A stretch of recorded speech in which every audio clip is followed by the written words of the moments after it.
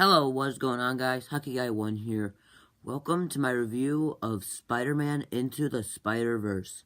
So Spider-Man Into the Spider-Verse is directed by Bob Persichetti, Peter Ramsey, and Rodney Hickhoff, and stars Shanique Moore, Jake Johnson, Haley Steinfeld, and many other actors and actresses. They're a big list, so I don't really have time to say them all.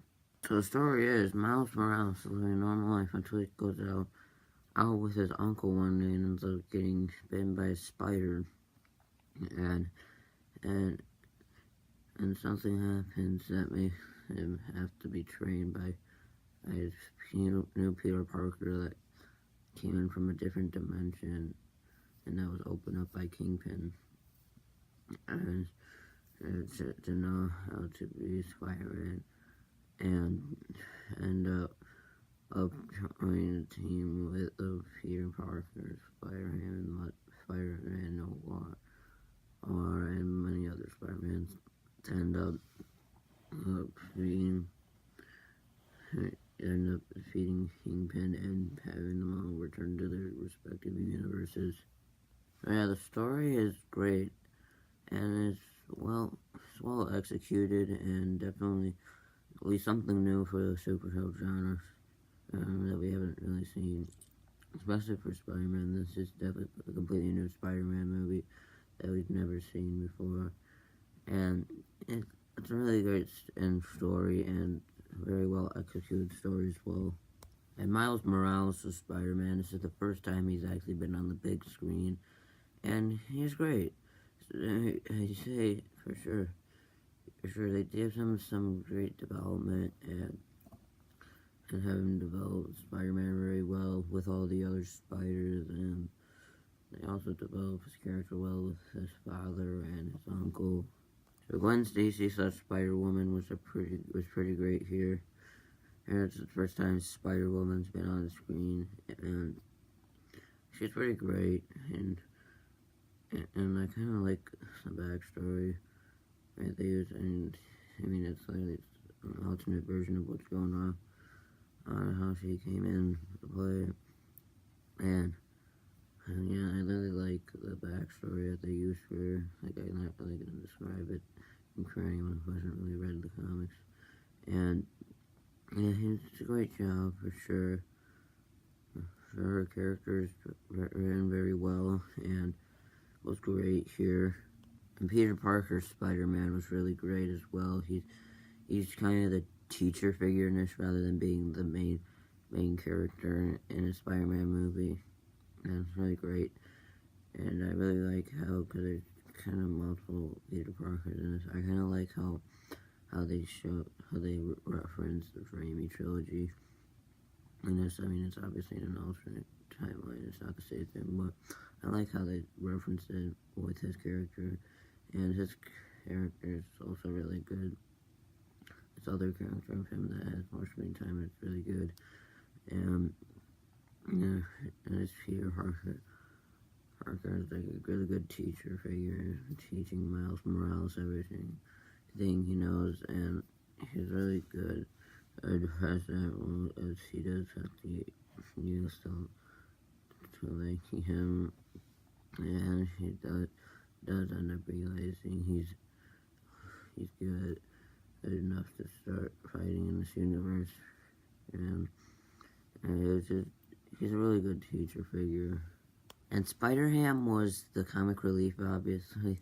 Yes, he is the one who throws in all the jokes, and he's pretty funny, so I'd say he's a pretty good character, but yeah. And he's a pretty good character because that's basically all he is, the comic relief who throws out a bunch of jokes. And the jokes definitely work for sure, and he's really good. And Spider-Man Noir was on for the first time, and he was pretty good for sure. I mean, I like how they put character in here, and help out. And he's really good, as well as Nicolas Cage is him, did a really good job with the voice acting for him. And yeah, he's a really good character for what he is. and Kingpin was a really good villain. Like, he's just really menacing. You get his motivation. Like I said, he does something at like near the beginning of the story that definitely shows off his character and how strong his character is. I guess he's very menacing, and as well as his motivation, you get it because he just wants his family back. So you definitely get his motivation, and it's a really good motivation because it's not. I mean, it's not like it's not new, but it's pretty well executed motivation, and it's pretty new for what it is. Aaron Davis, or Prowler, is Miles Morales' uncle, and he's just a great character. He helps develop Miles' character, and it's a really good figure of him. And like, he's even revealed to be one person and had this decision to kill Miles or not, because he is totally a villain, but then he doesn't make it, and then something happened with him. I don't really want to spoil. And that just shows how good of a character he is, and that's how much he cares about Miles, despite what Miles' father says about him. And he's just a really great character and has some great development. So Miles' father, Jefferson Morales, he's really good father figure. Kind of helps develop Miles' character and shows how to go and kind of it's a good father figure rather than being he's a little overprotective, but he's not really overprotective. He just cares about his son a lot, and kind of helps develop his character through the movie. And it's a good father figure from what he is.